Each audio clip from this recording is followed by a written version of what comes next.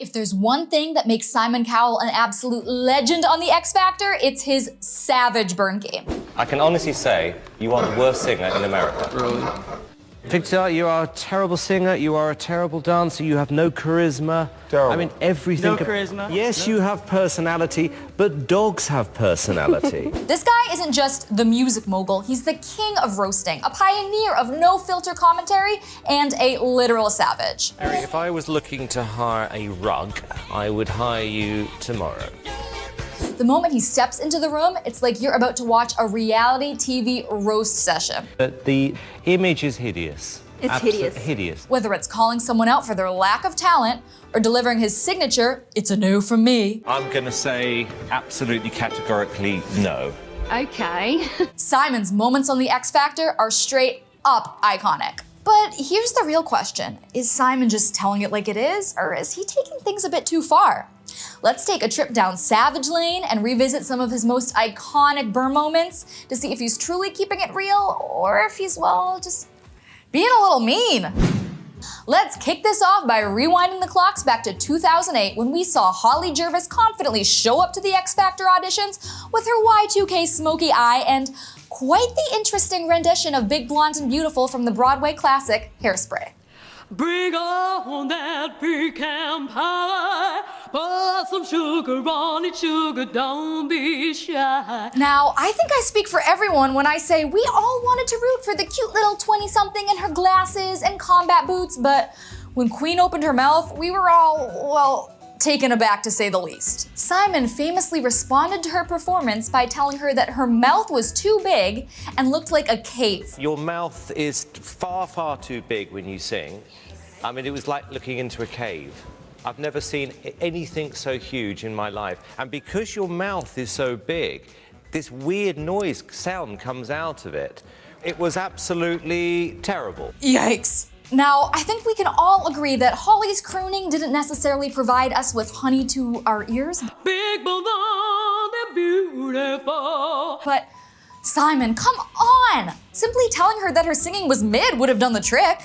No need to go extra with the personal digs on the mouth poor Holly was born with. Body dysmorphia is real, and with this comment, Simon made sure that it was here to stay. So, what did you guys think? Did Simon take this one too far? Now let's fast forward 6 years to 2014 when this kooky duo hit the X Factor stage with their army print, captain hats, and a questionable version of I Love It by Icona Pop. I don't care. Come on, I love it. I don't care. I love it. I love it. Now, again, we were all curious to where these mystery girls had come from. They clearly had no vocal training or experience, were more screeching than singing, but I personally kind of rocked with them. Thank you so much. Their outfits were fun and very 2010s chic, and they were totally owning that stage with a level of confidence I aspire to have. However, Simon begged to differ. After donning a quite dumbfounded look on his face, he admitted that he felt like he just experienced going to hell.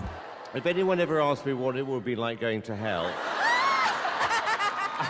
I think I've just experienced it. The audience roared with laughter, and the performers even shared a bit of a laugh themselves. But let's be real, that's a pretty brutal insult, and maybe even leans a little bit towards the too mean side.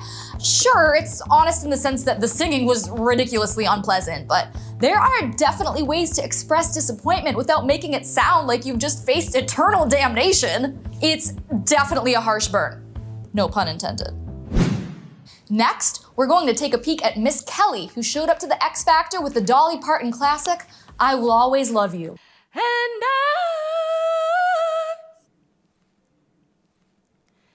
Now, X Factor has certainly seen worse contestants than Kelly, but that absolutely did not stop Simon from ripping into both her and her family. Thank you. Well, you sounded like a dog barking at the end. I am so sorry. And this is right where Queen Kelly proved that she was a force to be reckoned with. What did she just say? Very degrading. It seems to me very. He wants to get home. He wants to go to the pub, basically. She told her family just how degradingly Simon treated her, so what did they do? They marched themselves back into the audition room to confront Simon themselves. What's your name? Peter. Peter, she was I absolutely terrible in here, Peter. Have you got a heart? Yes, Well, we'll put on your but I've heart. also got a brain. Where's your brain in your middle toe? So what did Simon do? He questioned Kelly's dad's parenting skills.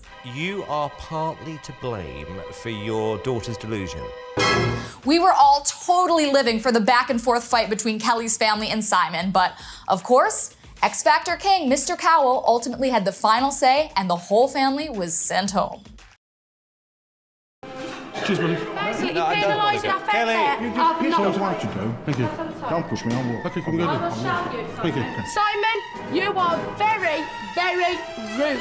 Now, ripping into a contestant auditioning is one thing, but their whole family too, and then questioning their parenting abilities? Simon has time and time again proven to us that he has absolutely no chill. What do we think? Funny or too far? For one final Simon burn, let's watch where he just got straight to the point. I'm talking no frills, no beating around the bush, a moment where the music mogul really just said it like it is. This middle-aged auditionee showed up to X Factor auditions wearing his heart massively on his sleeve when Simon turned the question around on him and asked him what answer he thought he deserved. What do you think I'm going to say to you? No. Correct. Goodbye. Thank you, I'm Andrew. going for lunch. Thanks very much. Way to turn the tables on us because we were not expecting that one. So what do y'all think here? Was this just what this guy deserved, or was that maybe a little too aggressive on Simon's part? Honestly, Simon Cowell is like that friend who always keeps it real, maybe even a little too real sometimes, but at the end of the day, we have to appreciate his no-filter approach to judging. No, really dreadful. And I'm saying that to be kind. Sure, his savage burns are epic and sometimes a bit too much, but let's be real, he is not here to coddle anyone. He's here to keep it honest, even if it stings. So while Simon may go full savage mode more often than not, I've got absolutely no idea why you've had any encouragement whatsoever. It's about as bad as it can possibly get. you've got to admit, the X Factor would not be the same without him. Plus, let's be honest, we low-key live for the drama. So what do you guys think? Is Simon too harsh, or is he just honest and sometimes the truth hurts? Thank you so much for joining us, beautiful people, and make sure to follow and subscribe to us on all platforms at Talent Recap. If you want to follow me, I'm at Inti Karshood on all platforms. I'll catch you guys next time. I'm Inti, and now you know what's hot.